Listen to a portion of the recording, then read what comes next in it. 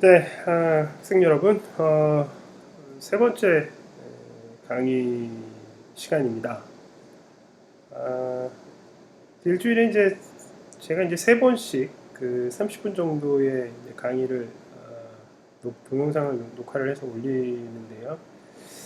그 사실은 이제 뭐 여러분들이 이제 그 실제 만약에 오프라인 수업에서라면 그죠? 그한 30분 넘게 제가 강의를 해야 됨에도 불구하고 실제 이제 오프라인에서는 여러분과의 사실 뭐 제가 질문하고 여러분들 답변하고 지난 시간에 뭐 배웠었는지 항상 제가 질문하는 시간이 있기 때문에 사실 이제 그 컨텐츠 자체는 이제 30분 정도가 맞죠. 그리고 그 이상 넘어가면 제가 말씀드린 것처럼 집중도가 떨어지기 때문에 30분 정도로 축약해서 지금 강의를 하고 있습니다. 오늘은 그 이제 지난 시간에 이제 말씀드렸죠. 그러니까 우리가 어떤 급수를 지금 보고 있는데 급수의 수렴을 알기 위해서 급수가 그러니까 극한값이 정확하게 뭐냐 이거를 아는 건 굉장히 불가능한 일이기 때문에 그래서 걔가 수렴하는지 정도라도 알고 싶은 상황이 있을 수가 있죠. 그리고 많은 경우에 저희가 걔가 수렴할 거다 정도는 확실하게 보장할 수 있는 거죠. 정확하게 어떤 값이냐 그건 모르지만 그것을 위해서 이제 소위 말하는 판정법이라는 것이 이제 나타나게 됩니다. 이제 그래서 수렴 판정법이라고 하는 것들이 이제 앞으로 등장하게 될 거고요. 수렴 판정법의 목적은 다시 한번 말씀드리지만 그 수렴 값이 정확히 뭐냐 이걸 가르쳐 주는 게 아니고 걔는 수렴할 거야. 아니야, 걔는 수렴하지 않아. 요 정도는 이야기할 수 있는 정도가 될 거라는 거예요. 그래서 이제 수학에서는 특히 정확한 값을 안다는 것은 다른 문제다. 이런 것을 이미 이제 우리가 알아냈기 때문에 그래서 그런 식의 접근법을 취하게 되고요. 이 판정법에서 이제 여러 가지 판정법을 배우겠습니다. 오늘 이 시간에 배워야 될 판정법은 이제 소위 말하는 적분 판정법이 되겠습니다. 여러분이 1학기 때 배웠던 그 내용을 이제 적용을 해서 이제 수열이 수렴하는지 안 하는지 보려고 하는 거죠. 그래서 우리가 적분 판정법을 오늘 이 시간 짧은 강의에서 적분 판정법을 통해서 풀려고 하는 문제들은 이제 지금 이제 보여드리겠습니다만은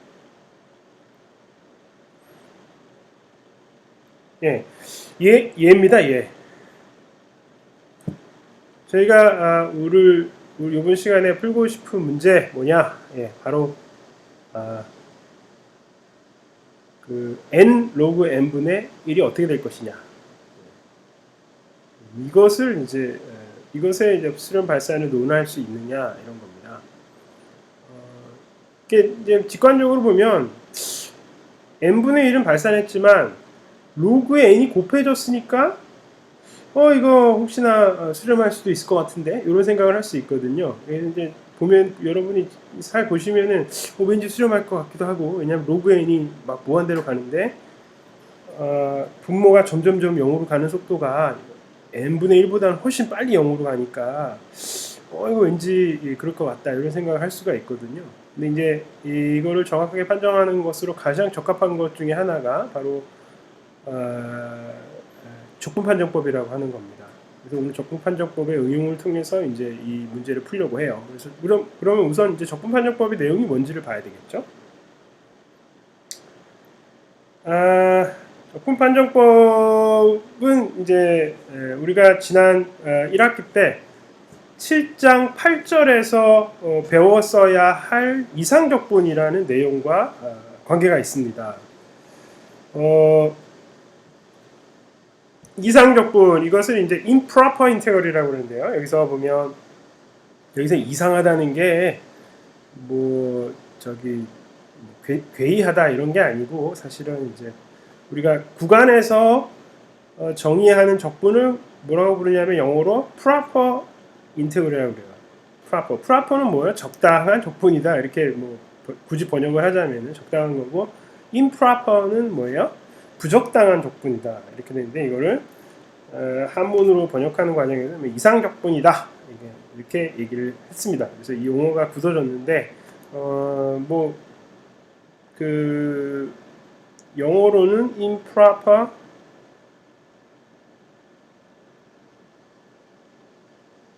integral이다 이렇게 얘기합니다.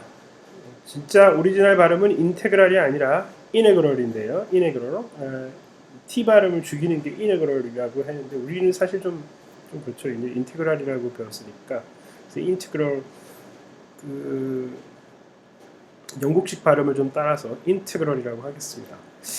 자 그러면 F가 이제 연속함수일 때 이제 그 여기서 중요한 것은 이 평소와는 달리 여기서 지금 무한기호가 쓰였죠. 적분에 마치 무한계를 이렇게 쓰면 무한대를 마치 숫자처럼 취급하는 것 같습니다만은 1학기 때 강조했지만 무한대는 숫자가 아니죠. 계속 커진다는 상태예요. 그래서 이것은 뭐예요? 심볼이 일종의 기호적인 의미예요. 그래서 여기서 쓰인 무한대라고 하는 것은 절대 뭐라고요?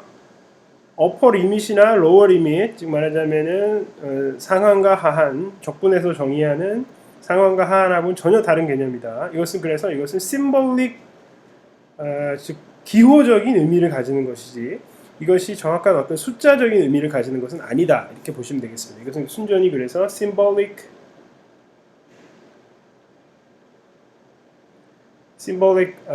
meaning을 가지고 있는 거예요. 그래서 이건 말 그대로 뭐야? 이것은 우리가 기호가 무엇을 뜻하는지를 알아야 되겠어요. 그래서 symbolic meaning을 이해해야 되는데 이게 무슨 뜻이냐면 이것은 어떤 숫자를 우리가 상징하는 거예요. 어떤 숫자를 뜻하는 거예요. 어떤 숫자예요? 바로 이렇게 정의된 그 숫자입니다. 자, F가 모든 어떤 0보다 큰 m에 대하여 0,m이라고 하는 구간을 생각했을 때 그 구간 위에서 F를 적분한 것을 우리가 생각을 해볼 수가 있겠죠. 여기서 m은 임의로 여러분이 선택할 수 있는 숫자입니다. 아무 숫자 m을 잡아가지고 그것을 그 구간 어떤 구간을 생각해서 F를 적분하면 항상 그 값이 존재하더라 이런 거예요. 그것을 우리가 m컷이라고 부르겠습니다. m컷. 그러면 그 아무 m이나 잡아서 m컷을 항상 계산할 수 있어요. 그랬을 때 그 m컷이라고 하는 것이 새로운 m에 관해서 어떤 식이 나올 텐데 그러면 그 식이 그 m에 관한 식이 이제 m을 무한대로 보냈을 때 극한값이 존재하면 우리가 그 극한값을 바로 기호로서 이렇게 0, 무한대에서 fx를 적분한 것이다. 이렇게 쓰고 싶은 거예요. 그래서 0,0에서 무한대까지 fx를 적분한 거 이건 뭐라고요? 실제 f를 거기서 적분한 그런 구간이 전체 무한인 상황에서의 적분을 생각을 하는데 그 값을 우리가 이렇게 쓰는 것이 자연스럽겠죠. 왜냐하면 a, b에서의 적분값을 우리가 a에서 b까지 fx, dx 이렇게 썼으니까. 그래서 전체 오른쪽 끝이 없는 그죠? 무한히 긴 구간을 이렇게 0, 무한대라고 이렇게 표시를 하고 싶었던 것이죠. 그래서 이게 그러면은 그 우리가 기존에 쓰던 적분기호와는 전혀 다른 그런 의미를 가진다는 거 이해하셨으면 좋겠습니다. 그래서 이것은 어떤 숫자를 의미하고 이게 숫자가 존재한다는 것은 뭐야? m컷이라고 하는 이 적분을 적당히 구간에서 어떤 0,m이라는 구간에서 잘라서 그 값을 계산한 m컷이 뭐예요? m컷이 항상 존재하고 그리고 그 m을 점점 늘려서 m을 점점 크게 잡아서도 뭐예요? 어떤 값으로 수렴하면 그것을 우리가 이상적분이 수렴한다 이렇게 이야기를 한다 이 말이죠. 그죠? 정의는 이렇고 그래서 한번 예제를 통해서 여러분들이 개념을 한번 익혀봅시다. 그래서 만약에 그 처음부터 m컷이 m이라는 것에 대해서 뭐예요? 이미 m을 잡았을 때 값이 존재하지 않는다? 그러면 이미 그것은 그냥 이상적분을 계산하는 게 불가능해요. 근데 많은 경우는 F가 연속함수인 경우는 뭐예요? 임의의 구간에서 항상 적분 가능하죠. 따라서 걱정할 필요가 없고요. M컷이 항상 존재하는 건 걱정할 필요가 없고 그냥 극한 프로세스에서 그것이 존재하느냐, 극한값이 존재하느냐 이것만 사실 살펴보면 되겠습니다. 그 다음에 굳이 그러면 이 밑에 있는 바운드가 왼쪽에 밑에 있는 바운드가 그러니까 그 적분의 하한이 그 0이어야만 되느냐? 꼭 그렇지는 않습니다. 그렇죠? 그래서 0에서 사실은 정의가 안 되는 함수가 있을 수 있거든요. 그래서 그냥 정의되는 구간의 왼쪽 끝 아무거나 잡으면 돼요. 그래서 여기를 숫자를 임의의 a로 바꿔도 뭐 의미는 변하지 않습니다. 그래서 a를 어떤 그 특정한 숫자로 정하시는데, 그죠? 함수가 정의된 구간에서 a라는 거를 정의된 구간에 들어가 있다면 그 a는 아무거나 상관이 없고요.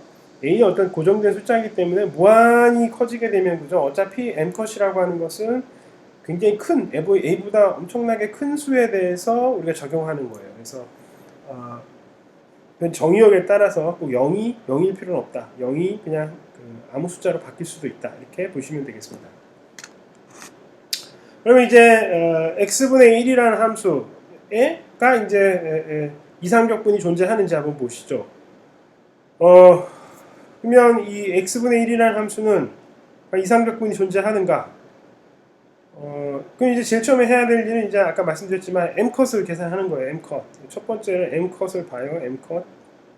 그래서 1에서 여기서는 지금 적분의 하한이 1이잖아요. 왜냐면 0이 아닌 이유는 뭐예요? x분의 1이라는 함수는 0에선 정의가 안 되죠. 그죠? 그래서 0은 의미가 없고요. 그래서 여기서 제가 의미 있는 숫자 하나 1을 가져왔습니다. 뭐 2여도 상관없습니다. 1.5도 괜찮고요. 0.5도 괜찮습니다. 0만 피하면 되겠죠. 그죠? 그러면 이제 1에서 m까지를 x분의 1을 적분하면 어떻게 돼요? 그쵸? x분의 1의 피적분 함수는 뭐예요? 로그 x이기 때문에 즉 로그 x를 미분해 x분의 1이 나오죠. 이제 1학기 때 했던 것이고, 그래서 로그 x를 피적분 함수를 양 끝점에서 m,1에서 계산하면 로그 m 빼기 로그 1인데 로그 1은 0이니까 로그 m만 나옵니다. 그죠? 그런 다음에 우리가 해야 될 일은 이것에 m이 이제 무한대로 갈 때 이 m컷의 극한이 무엇이냐를 봐야 되는 거죠. 그죠? 근데 로그 m이 무한대로 갈 때 어떻게 돼요? 예, 같이 무한대로 갑니다. 그래서 이것은 극한값이 존재하지 않죠. 극한값이 존재하지 않습니다. 그래서 극한값 존재하지 않는 경우에 이걸 발산한다고 얘기를 합니다. 따라서 이 이상적분은 뭐라고요? 예, 그냥 무한대로 쓰기도 하고 아니면 발산한다 이렇게 말로 표현하기도 하고 합니다. 그래서 발산 혹은 그냥 무한대라고 쓰시면 의미가 통하겠습니다. 반면에 이제 x제곱분의 1은 어떻게 될까요? x제곱분의 1. x제곱분의 1은 얘 이상적분이 존재할까요? 존재하지 않을까요? 예, 존재합니다. 왜 그런지 봅시다. 자, x제곱분의 1 같은 경우는 이제 m컷을 취해보죠. m컷을 취하게 되면 여기 계산해 놨습니다만은 x제곱분의 1의 피적분 함수는 마이너스 x분의 1이에요. 그죠? 마이너스 x분의 1을 미분하면 x제곱분의 1이 나오는 거예요. 그래서 마이너스 x분의 1을 m과 1에서 양 끝점에서 계산하게 되면 마이너스 m분의 1 빼기에 빼기 1. 그래서 1 빼기 m분의 1이라고 하는 m컷이 계산이 됐고, 그것의 극한을 취하면 m이 무한대로 감에 따라서 이 값은 1로 가죠. 그죠? 이 경우는 x제곱분의 1이 뭐예요? x제곱분의 1은 존재하고 심지어 그 값이 1이라는 것도 우리가 알죠. 그래서 x제곱분의 1의 이상적분은 존재하고 그 값이 1이다. 이렇게 이야기를 해볼 수가 있겠습니다. 이상적분을 다루는 여러 가지 것들이 많은데, 사실은 이상적분을 우리가 굳이 소개하는 이유는 사실 지금은 적분판정법 때문에 소개했습니다만 실제로 이상적분은 나중에 이제 고등수학에서는 훨씬 더 많이 등장하게 됩니다. 여러분들이 이제 그냥 평범한 구간에서의 적분은 실질적인 프랙티컬한 퍼포즈에서 즉 말하자면은 현실적인 목적에서 보면 이게 그 이상적분도 중요하긴 하지만 그 물리라든지 뭐 이런 데서는 이상적분으로 이런 식으로 그 m컷을 계산해서 다시 극한 계산한다는 것보다는 이제 어떤 식의 이제 가정을 넣냐면은 무한히 시그널이 가진 않는다 이런 가정을 쓰죠. 그러니까 무슨 얘기냐면은 전자파가 예를 들면 우리가 와이파이를 우리가 쏘잖아요. 그럼 전자파가 이렇게 나올 텐데 와이파이를 통해서 가까운 데서는 와이파이가 잡히지만 저기 멀리 벗어나면 와이파이가 잡혀요, 안 잡혀? 안 잡히죠. 그 무슨 얘기냐면 그때는 함수가 뭐라고요? 어떤 특정한 영역에서 안에서만 정의가 되어진다. 그래서 이상적분을 취하더라도 뭐야? 의미가 있는 거예요. 왜냐면은 나머지 그 바깥에서는 전부 다 0이니까. 예, 그런 식의 어떤 현실적인 프랙티컬한 이유 때문에 이상적분이 사실은 유한한 구간에서의 적분으로 변하기 때문에 우리가 이상적분을 취하지 않습니다만은 이제 그 외에 실제로 이제 파가 웨이브가 무한히 존재한다고 가정을 하고 이제 함수 파의 에너지를 구하는 이런 문제들도 사실 있을 수가 있죠.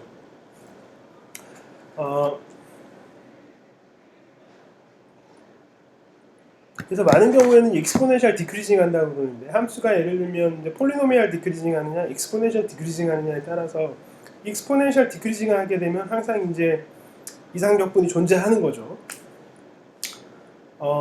그리고 이 x처럼 이렇게 천천히 이제 0으로 거의 천천히 0으로 이제 갈 거면은 이 뭐예요? 이상적분 값이 이제 존재하지 않을 수 있는 거죠. 이상적분 값이 존재하지 않을 수 있는데 이런 항들이 수리물리 계산에서는 가끔씩 나오고 이러거든요. 그렇기 때문에 이런 항들을 어떻게 이해하고 해석하느냐 이런 것들이 이제 뭐 실질적으로 이제 뭐 되게 여러분들이 깊이 공부를 하시다 보면은 이상적분과 다시 조우할 날이 오시게 될 겁니다. 그러나 어쨌든 우리는 지금 적분 판적법과 관련해서 이상적분을 배우고 있으니까 쓸데없는 얘기는 그만하고 다시 이제 본론으로 들어가도록 하죠. 그러면 이제 이상적분이 대체로 뭔지는 아셨습니다. 그죠? 0,1, A, 무한대에서의 어떤 fx의 제한 적분에 대한 의미를 주는 방법이에요. 그렇다면 이제 적분 판정법이 뭐냐? 적분 판정법은 이제 말씀드렸지만은 이제 우리가 실제로 보려고 하는 급수의 수렴과 이상적분을 연결시켜주는 판정법이 바로 적분 판정법이에요. 내용을 보시면 자 시그마 AN이 우리가 수렴하는지 안 하는지 즉 급수가 수렴하느냐 안 하느냐를 알고 싶어요. 그런데 급수의 수렴 발산은 만약에 급수가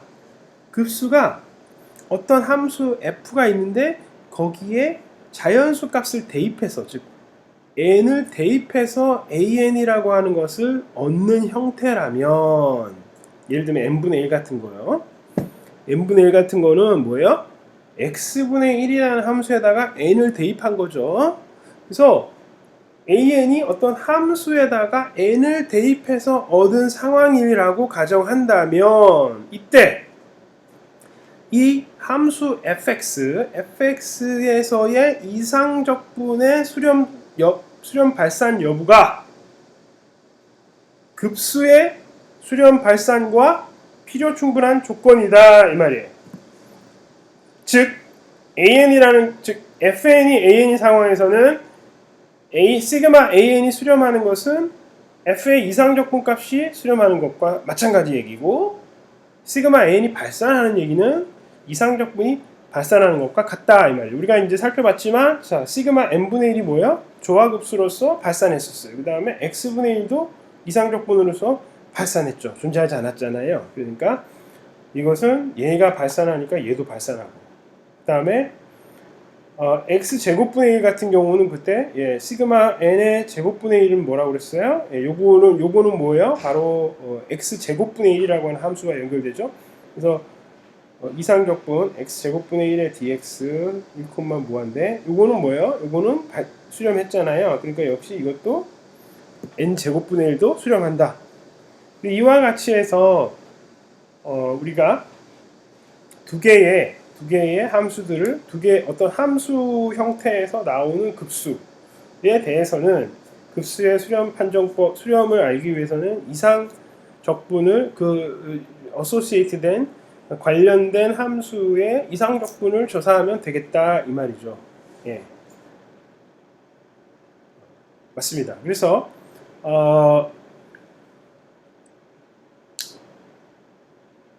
그런데 이제 뭐 그렇다 할지라도 그죠? 그 함수의 적분을 늘상 쉽게 계산할 수 있는 건 아닙니다. 그래서 뭐 늘 이게 반드시 함수의 적분이 더 쉬우냐 하면 꼭 그렇다고 말할 수는 없어요. 우리가 함수 적분을 하는 과정에서 우리가 적분을 못하는 함수들이 더 많았기 때문에 이것도 이제 하나의 방법인데요. 그래서 이 어려움을 예를 들면 이제 형태를 바꿨을 때 어려움이 해소되는 경우도 있고 해소되지 않는 경우도 있거든요. 근데 이제 여러분이 n제곱분의 1 같은 걸 생각을 해보시면 n제곱분의 1이 발산한다는 것을 우리가 확인하기 위해서 지난번에 보셨지만은 n 곱하기 n-1분의 1에서 부분분수 형태의 것과 비교해서 부분분수 개가 이제 수렴하기 때문에 n제곱분의 1도 수렴한다. 이와 같이 어떤 그 나름의 트릭이 필요했거든요. 그냥은 안 됐죠. 그러니까 어떤 뭔가 우리가 머리를 짜내서 일을 해서 했는데 이제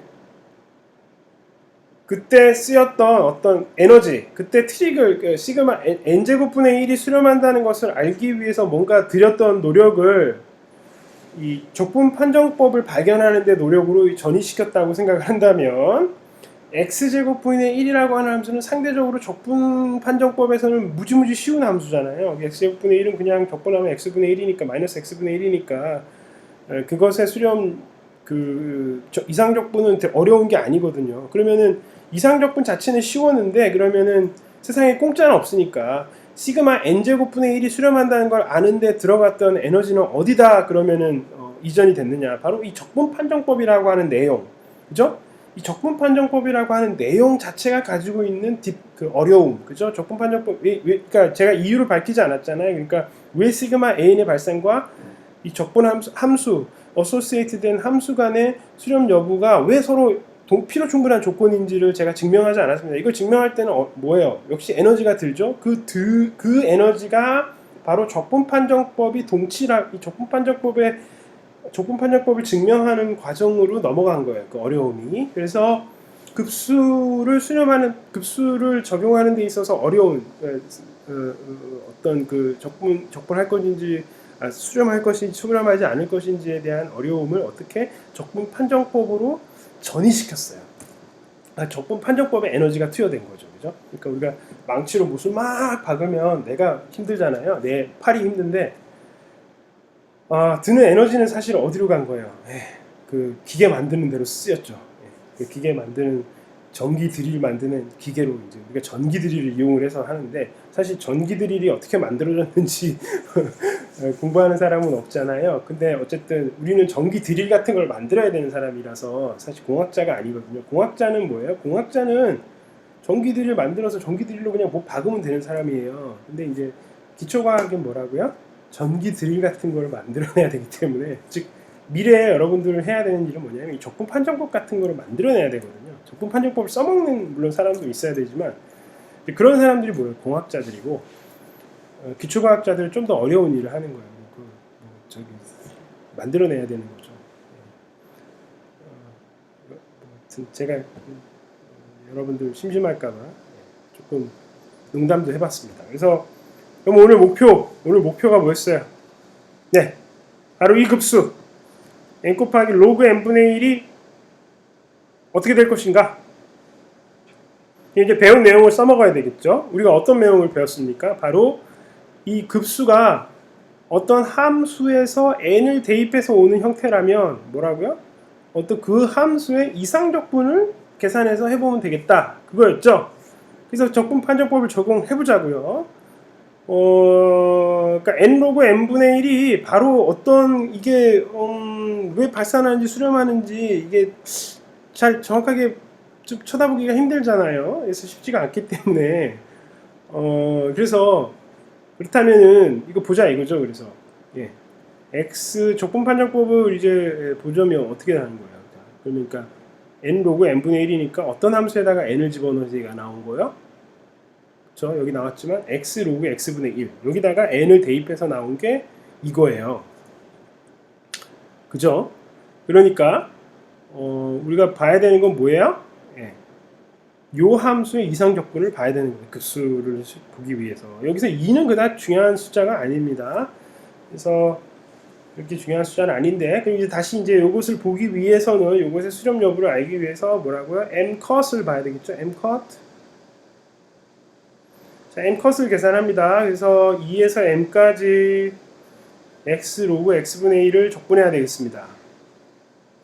그러면 적분하는데 많은 방법들을 배웠죠? 예, 치환. 예, 치환이라고 하는 걸 배웠어요. 그래서 적분에서 가장 중요한 테크닉이 치환이었습니다. 어떤 걸 치환하면 될까요? 네, 여기 나와 있지만 로그 x를 t라고 치환하면 어떻게 돼요? 로그 x를 t라고 치환하면 양변을 미분하게 되면 그죠? x분의 1의 dx가 dt가 되죠. 그죠? 그래서 x분의 1의 dx, 요 x분의 1의 dx를 뭐라고요? dt로 바꿔치기를 하고 로그 x 대신에 t를 대입하면 우리가 뭘 보는 거야? t분의 1의 dt를 적분하는 것과 x 로그 x분의 1을 적분하는 것은 뭐야? 본질적으로 같은 적분이에요. 비록 여기 m을 했지만 여기서 뭐 로그 m으로 바뀌었죠. 그죠? 예, 그렇지만 m이 무한대로 가면 어떻게 돼요? 로그 m도 무한대로 가죠. 그러니까 이 t분의 1의 적분이 아까 이상적분으로서 발산한다고 했잖아요. 그러니까 뭐예요? 예, x 로그 x분의 1의 dx도 결과적으로 이상적분으로 보면 발산한다는 거예요. 그죠? x분의 1은 이상적분으로서 발산하니까. 따라서 어떻게 된 겁니까? 그래서 예, x 로그 x분의 1이 이상적분으로서 발산하니까 n 로그 n분의 1 이 급수도 발산한다 이렇게 얘기할 수 있겠죠. 예. 됐습니까? 예, 그러면 이 책에 있는 연습 문제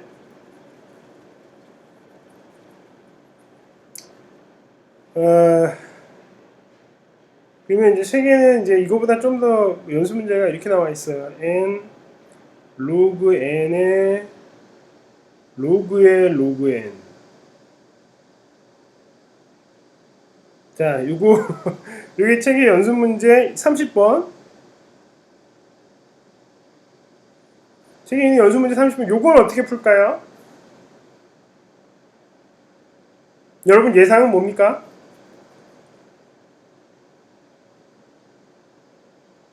뭐라고요? 발산이라고요? 아, 그렇죠. 근데 이제 이거는 뭐야? 역시 이것과 뭐를 연관시켜야 되겠어요? 적분판정법을 보면은 x의 로그의 x의 로그의 로그의 x. 이거를 해야 될 것 같은데요. 이거를 이제 치환하게 되면, 그러니까 로그의 x를 치환하게 되면 아까 어떤 거가 있었어요? 예. 그러니까 여기가 로그 t가 되죠, 그죠? 그 다음에 여기가 t가 되고, 이 적분이 이제 dx가 있을 텐데, x분의 dx가 뭐였어요? 아까 t가 된다고 했잖아요. dt. 어이? 근데 t 로그 t의 dt는 아까 봤던 거잖아요. 왜냐하면 로그 t를 다시 u라고 두면은 얘는 뭐라요? u분의 1은 du가 됐었잖아요. 아, 본질적으로 그러니까 이 적분하고 똑같은 적분, x분의 1하고 똑같은 거였네요. 그죠? 이상적분으로 보면 똑같은 적분이에요. 그래서 발산한다고 이야기할 수가 있겠습니다. 그럼 여기에 p승이 오게 되면 어떻게 될까요? 이것이 그러면 이거 마찬가지예요. 로그에 아까 봤지만 전체 로그의 x를 우리가 u라고 치환하게 되면 여기 du는 뭐가 되겠어요? du는 합성함수의 미분이니까 우선 로그의 미분은 로그의 x가 되겠고요. 그 다음에 안에 있는 함수를 미분하니까 x분의 1이 나옵니다. 그래서 이것의 dx 그러다 보면 요 전체가 x 로그 x분의 dx가 du로 가게 되고 여기가 뭐예요? 안에 거는 이거를 t로 고치니까 이게 전체 뭐예요? up분의 1의 적분하고 똑같아요. 그래서 up분의 1의 적분하고 똑같으니까 뭐야? p가 1보다 클 때는 발산. 수렴. p가 1보다 작거나 같을 때는 발산. 이렇게 우리가 이상적분과 연관지어서 문제를 풀 수가 있겠습니다. 그래서 여러분들 제가 이제 여러분들하고 이제 문제를 풀었고요. 굉장히 여러 가지 문제의 답이 나와 있어요.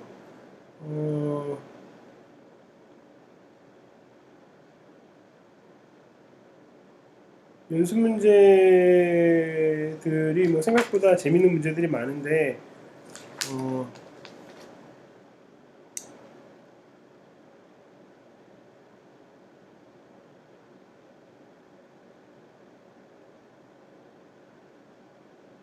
제가 생각하기에는 35번까지 정도만 여러분 연습 문제 10.3절에 35번까지 정도만 여러분들이 거기서 뭐 짝수 문제만 본다든지 뭐 홀수 문제만 본다든지 하시면 충분한 연습이 될 것 같습니다. 오늘 강의는 여기까지 하고 다음 시간에는 비교 판정법에 대해서 강의하도록 하겠습니다.